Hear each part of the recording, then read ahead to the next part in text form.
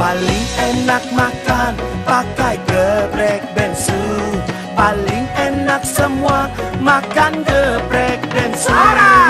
Geprek geprek geprek, geprek geprek geprek, geprek bensu. Geprek geprek geprek, geprek geprek geprek, geprek bensu. Hemat regone, lezat rasane, hanya di geprek bensu aja.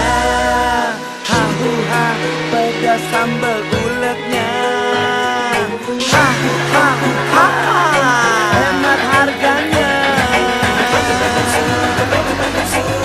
Hemat harganya. Nikmati persembahan geprek bensu menu Nusantara. Senang produk Indonesia. Hanya di geprek bensu aja.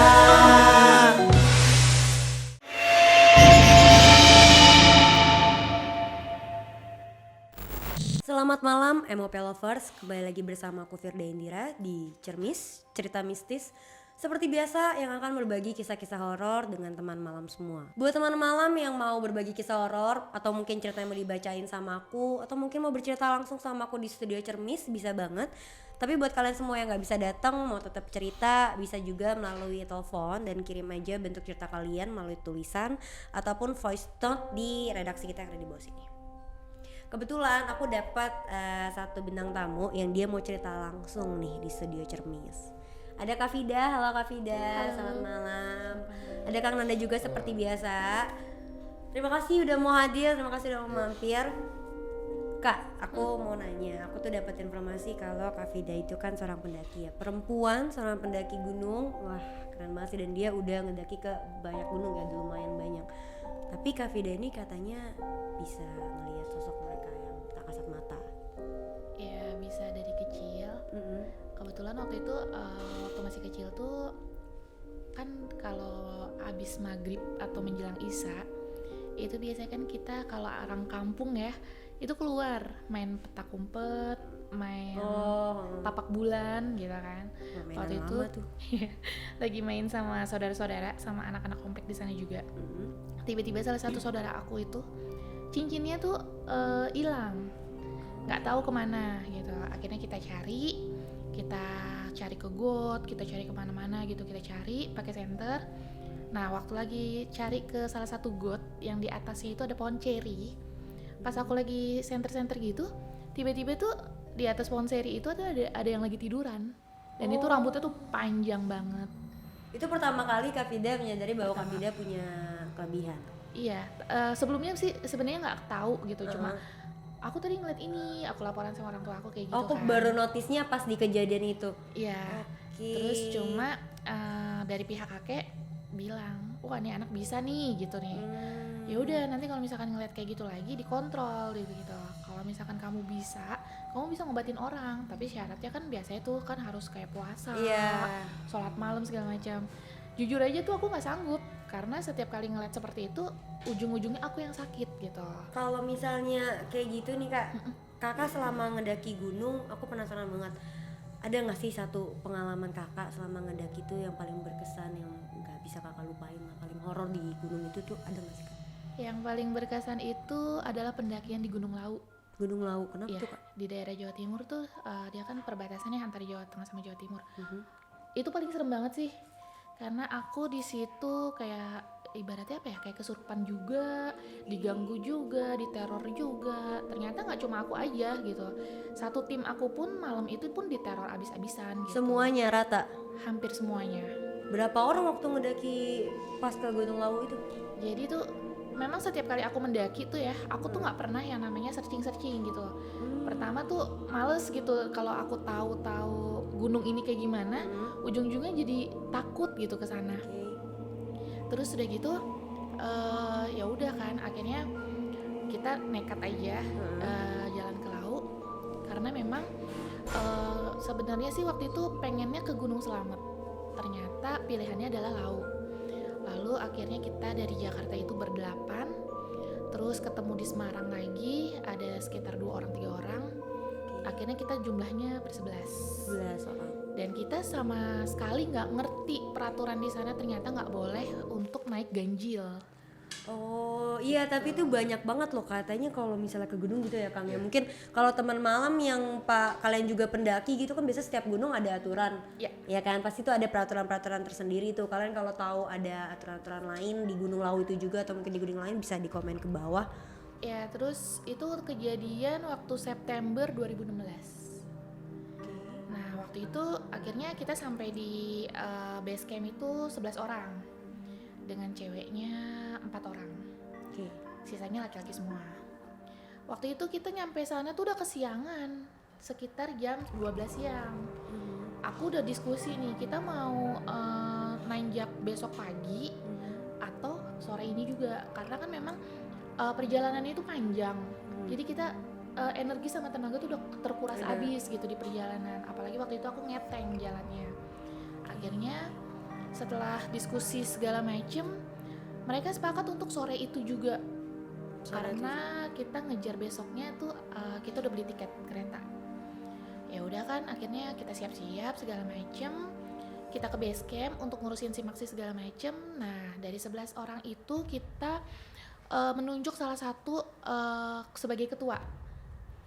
Dia kita tunjuk sebagai ketua, ternyata cuma dia doang yang di briefing. Seharusnya kalau misalkan dia di briefing, dia harusnya menyampaikan dong Sama tim yang lain. tim yang lain, nggak boleh gini, nggak boleh gitu kan. Nah, aku dengar dari temanku itu setelah kejadian itu adalah si ketua ini di briefing, pertama nggak boleh ganjil, kedua ditanya satu-satu sama si orang basecamp ini, ada yang bisa nggak gitu, bisa apa nih gitu. Ya sensitif lah sama hal-hal kayak gituan. Tapi dengan so taunya dia nggak nge-share ke yang lainnya, tapi dia bilang enggak kok, kita orang normal semua gitu kan, kayak gitu. Tapi dia nggak ngomong dulu nih, jadi kita nih yang tim yang di depan itu ya udah asik foto-foto aja di base camp, sedangkan dia di briefing. Kelar dia di briefing, ayo yuk kita nanjak, udah mau sorean. Itu sekitar mungkin jam 2-an kayaknya. Jam 2 mulai. Jam 2 setelah berdoa segala macem kita nanjak. Waktu itu pilihan kita adalah kita nanjaknya jalur cetok. Jalur cetok, terus kita mau lintas ke jalur Cemoro Sewu. Nah, waktu itu kita juga nggak ngerti nih jalur cetok nih apa gitu, kita nggak ngerti. Kita yang kita tahu adalah jalur cetok itu jalur yang paling bagus karena punya sabana yang luas sama punya candi-candi. Kita juga nggak ada yang tahu candi-candi itu sebenarnya untuk apa tuh, kita nggak ngerti gitu. Ya udah, kita jalan aja gitu kan. Coba sambil aku nunggu ceritanya Kak Vida, Kang Nanda mungkin boleh gambarin gak Kang sosoknya? Kang mungkin bisa dilihatin dulu. Karena kayaknya cerita seru nih. Terus Serem sih. iya kayak ya seru sih. Iya, terus kayak gitu kita jalan. Setelah ngelewatin Candi Cetok, itu kita akan melewati Candi Ketek namanya. Katanya sih dulu di situ banyak monyet-monyetnya, dan itu juga ada monyet raksasa juga, tapi aku nggak tahu sih. Mitosnya gitu. Mitosnya. Nah mungkin teman malam yang tahu soal pecandian itu bisa di komen. Nah, udah lewat Candi Cetok itu mungkin sekitar asar kali ya. Terus sampailah dari Candi Cetok ke pos 1 tuh nggak jauh gitu. Ya udah akhirnya sampai di Candi Cetok tuh sampai di pos 1 itu udah agak asar. Ya udah kita istirahat dulu. Seperti biasa kita sholat dulu, sholat asar dulu. Nah, aku tuh di situ sempat ngeliat nih. Ada burung. Tuh aku nggak tahu asal muasalnya burung itu di mana. Tapi burung itu tuh selalu keliling terus di satu tim aku itu. Burung apa? Burung apa ya? Burung Jalak hantu mungkin gitu. ya. Aduh. Jalak warnanya tuh kayak keabu-abuan gitu. Terus. Dia muter-muter, tapi tuh dia kayak selalu ngarahin ke arah turun, ke arah sebaliknya gitu. Jadi tuh aku mikirnya ini kita kenapa ya? Kita harus turun apa gimana gitu. Cuma kalau kata teman-teman tuh, iyalah cuma burung gitu. Udahlah. Ya udah akhirnya kita lanjut setelah sholat asar, setelah istirahat kita lanjut tanjak. Nah, klimaksnya tuh di pos 2 ini. Aku sampai di pos 2 itu sekitar udah 5:30. Hampir udah mau gelap. Karena kan si Lawu ini adalah gunungnya yang bervegetasinya tuh agak rapat. Jadi jam 5:30 itu aja tuh udah agak gelap gitu. Ya udah, mau masuk maghrib kan. Akhirnya salah satu temanku bilang break dulu lah gitu, kita sholat maghrib dulu gitu kan. Kebetulan kan memang setiap pos itu kan selalu ada baraknya dari seng gitu kan. Akhirnya ya udah kita sholat dulu di barak, terus istirahat juga gitu, ngemil ngopi-ngopi udah. Nah aku tuh nggak ngelihat sama sekali pohon keramat. Pohon keramat. Iya, jadi tuh di sana tuh ada pohon keramat. Aduh, gimana tuh ceritanya? Aku baru sadar itu ketika aku turun di siang hari gitu. Itu ternyata ada 2 pohon keramat, yang satu pohon itu dililitin kain Bali, batik Bali yang kotak-kotak itu. Yang salah satu adalah kain putih. Ya pikiran aku sih itu kayak kain kafan gitu, kain putih. Aduh. Kain apa lagi gitu kan. Terus ya udah kan, akhirnya kita selesai sholat, selesai istirahat. Kebetulan cewek-cewek pengen pipis nih, pengen buang air kecil kan, bingung kan mau buang air kecil di mana gitu kan. Ya udah akhirnya ya udah nih di sini aja nih, di belakang barak, karena kalau di dekat barak itu kan buat sholat gitu kan, di belakang barak aja gitu. Ya udah di belakang barak itu buang air kecil kan. Laki-laki juga sebagian ada yang Di situ. barak juga. Dah kita nggak berpikiran macam-macam sama sekali. Kelar packing lagi, kelar jalan. Kebetulan aku tuh jalan itu di nomor 4 dari depan, barisan keempat dari depan. Tiba-tiba tuh kaki aku tuh kayak berat, kayak kamu tahu kaki kalau yang ada yang megangin tek gitu. Itu tuh susah banget buat geraknya. Kayaknya tuh kalau mau ngelangkah aja tuh kayak harus banget gitu loh. Padahal itu jalanan biasa aja, nanjak enggak, turun enggak, kebanyakan datar, tapi berat banget gitu. Nah, kamu tau nggak sosok yang megangin kamu tuh apa? Gitu? Sebelumnya belum lihat. Oh, belum lihat. Belum. Aku masih positive thinking karena mitosnya Lau itu adalah kita nggak boleh ngeluh capek. Karena kalau misalkan kita ngeluh capek, ngebatin aja deh, aduh capek banget kok nggak nyampe, itu bakalan dicapein banget, bakal di nggak nyampein banget gitu. Jangan kalau gitu. Terus ya udahlah gitu kan, positive thinking aja nih, jalan terus. Lama-lama pundak sebelah kanan Keril tuh berat banget jalan. Berapa kali aku jalan tuh selalu sempoyongan, kayak orang mau jatuh, kayak orang mau mabok gitu. Gimana sih sempoyongannya, udah pegangan pohon aja. Terus pertama muntah biasa, kayak orang masuk angin gitu kan, sendawa muntah. Itu kakak doang yang ngalamin? Aku, kebetulan aku dulu. Oke. Terus nggak lama ada yang namanya Deno juga ngerasa tuh, wah nggak beres nih gitu ya. Tapi aku nggak tahu nih kalau sebenarnya Deno juga bisa ternyata. Udah kan. Terus jalan lagi, yang kedua kalinya jatuh lagi. Ditanya lah sama teman-teman, lo kenapa Fit? Baik-baik aja?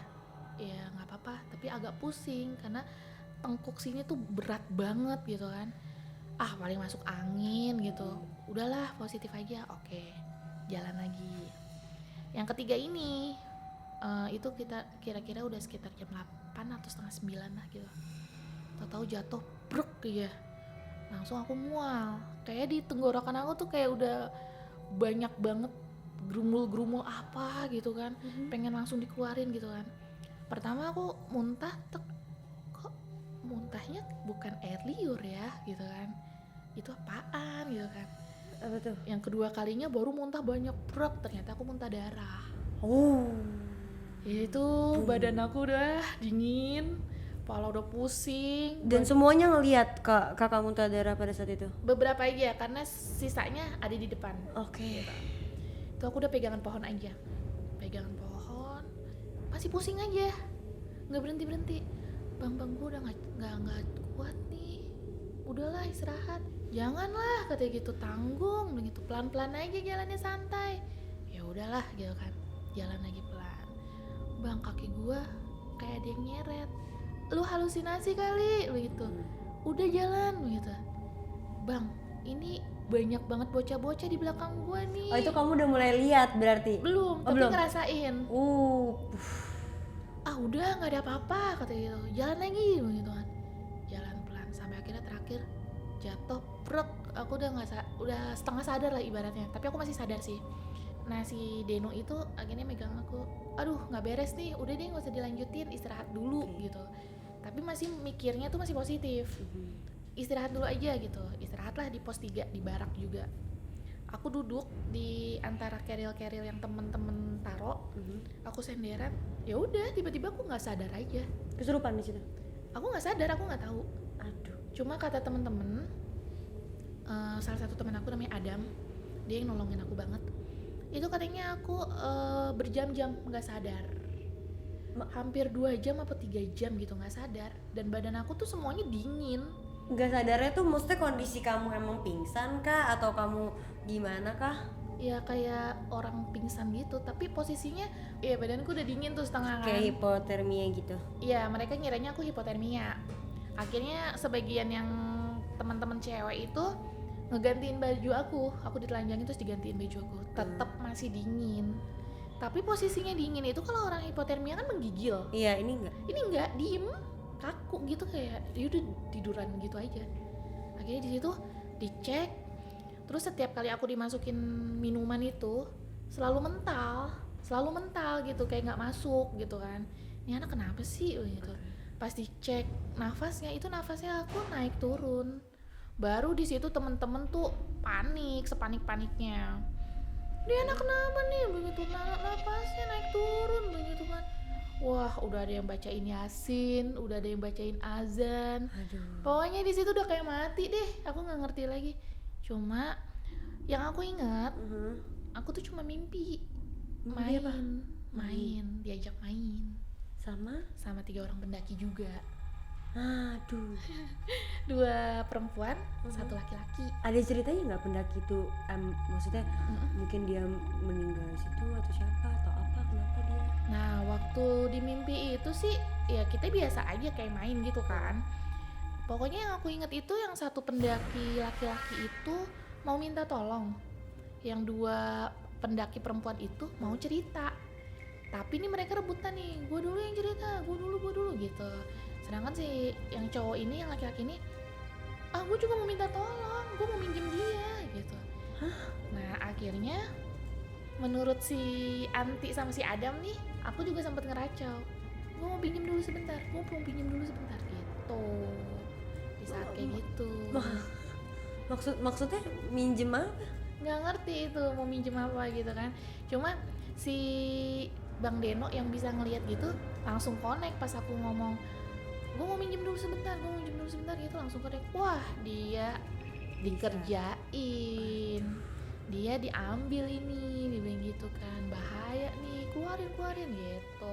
Akhirnya nggak tahu caranya gimana, mereka juga nggak cerita dikeluarinnya dengan cara apa. Pokoknya Deno lah yang eksekusi ya? tuh ya. Terus yang lainnya ya pada nangis aja, pada baca Yasin, pada baca sholawat segala macam. Itu kamu doang kah yang ngerasain kayak gitu atau teman-teman yang lainnya setelah kamu merasakan kayak gitu juga ngerasain hal yang sama, muntah juga mungkin atau kakinya dipegangin atau mungkin ada yang kesurupan lagi di situ? Nah itu mereka belum ngerasain. Malam itu juga kita sepakat untuk mendirikan tenda di pos 3. Padahal di mana pos 3 sama pos 4 itu nggak boleh diriin tenda. Ya. Karena aja guys, posisinya si jalur itu juga nggak bisa buat mendiriin tenda karena kecil. Terus posisi di pos 4-nya pun juga agak menanjak gitu. Jadi diusahakan jangan di situ.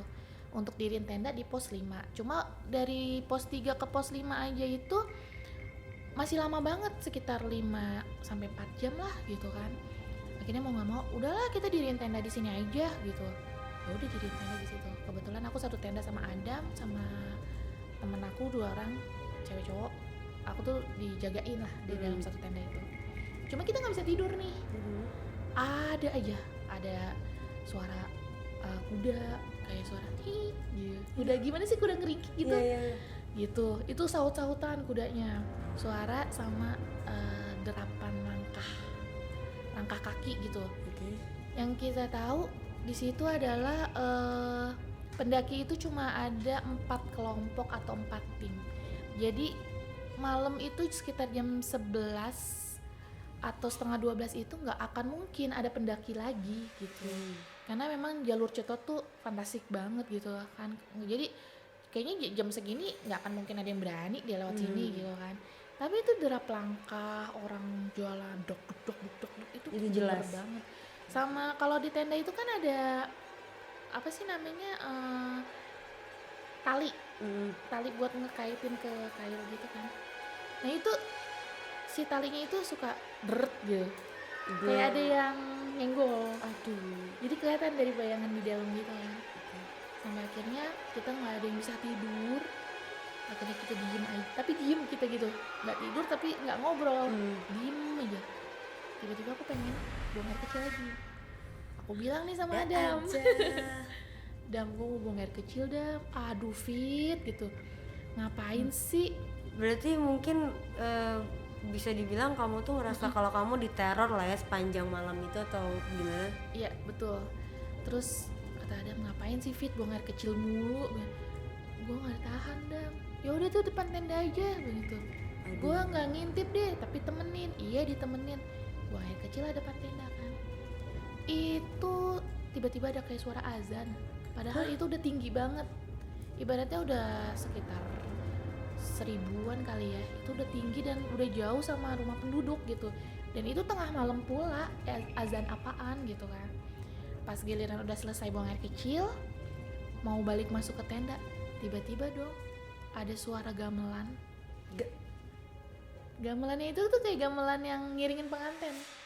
Tang ting tung ting tang ting tung ya. Dan semuanya denger, satu tim kamu tuh denger suara itu? Awalnya enggak. Tapi tiba-tiba pas kita mau masuk tenda, si Adam ngomong, "Fit, suaranya makin jelas." Iya, berarti kan Adam denger kan? Udah masuk tenda, pas ngeliat gitu kayak ada iring-iringan pengantin dong. Jadi itu kan agak nanjak gitu kan. Itu kayak kelihatan apa sih kalau orang pengantin Jawa itu kan pakai gitu kan. Itu tuh kelihatan gitu kayak kembang goyangnya gitu jalan. Itu iring-iringan pengantin. Aduh. Jalan mau ke arah jalur itu.